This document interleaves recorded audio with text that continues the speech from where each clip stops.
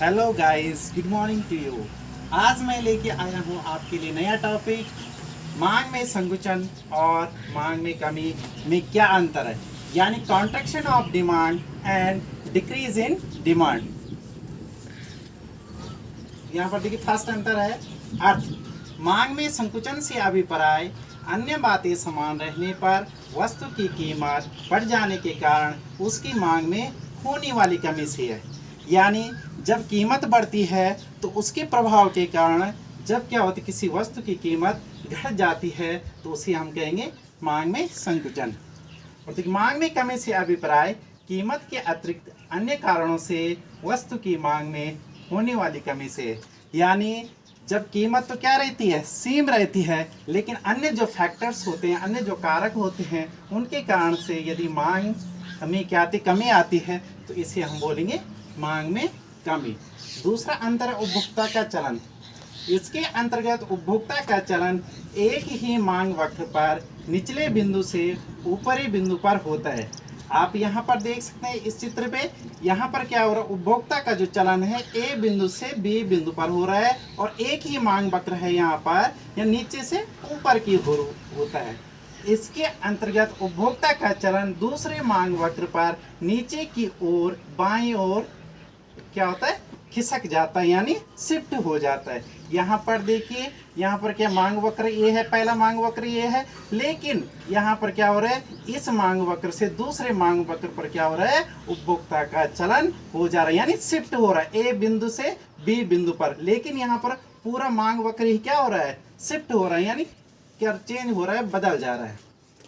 यहाँ पर देखिए थर्ड कारण है मांग में संकुचन कीमत के परिणाम स्वरूप होता है। यहाँ पर जैसे मैंने आपको पहले ही बता दिया गया है कि ये जो मांग में जो संकुचन होता है ये किसके कारण से होता है, यानी कीमत में परिवर्तन के कारण से। लेकिन मांग में कमी कीमत के अलावा अन्य कारणों से, जैसे कि उपभोक्ता की आय, रुचि, फैशन इत्यादि में परिवर्तन के कारण होता है।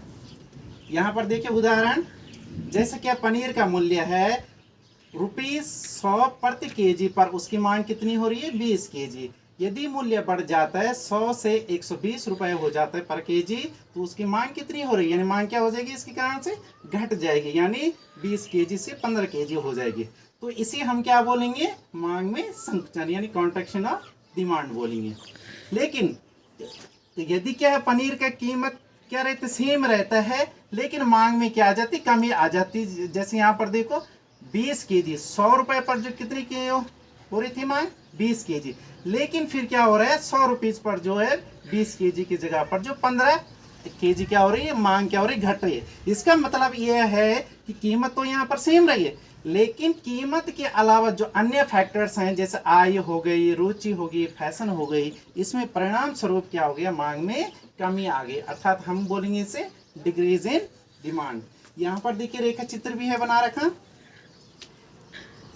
ये हमारी क्या दर्शाता है, मात्रा दर्शाती है, और ये जो कीमत दर्शाती है।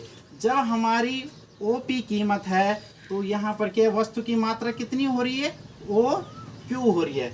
लेकिन जब कीमत बढ़ जाती है ओपी से OP1 हो जाती है तो क्या हो जाएगी, क्वांटिटी क्या हो जाएगी, यहाँ से यहाँ चली जाएगी, यानी OQ1 से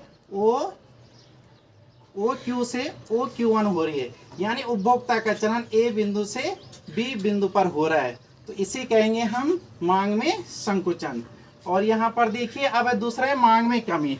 यहाँ पर देखिए ओपी क्या कीमत है और इस पर क्या हो रही है, मांग कितनी हो रही है, OQ हो रही है। लेकिन जब क्या होता है कि अन्य कारण जैसे होती है, आय होती है, रुचि होती है, फैशन होती है, बहुत सारे कारण हैं जिसके कारण से मांग क्या होती है, प्रभावित होती है, यानी मांग में कमी आ जाती है। तो इसके कारण देखिए यहाँ पर OQ से मांग क्या हो रही है, OQ1 हो रही है, यानी उपभोक्ता का चलन ए बिंदु से बी बिंदु पर, और ये दूसरे मांग वक्र पर क्या हो रहा है, शिफ्ट हो रहा है। तो इसे हम कहेंगे कि मांग में कमी, यानी डिक्रीज इन डिमांड। तो आज के टॉपिक में मैंने आपको बताया क्या होता है contraction of demand and decrease in demand. Thanks you.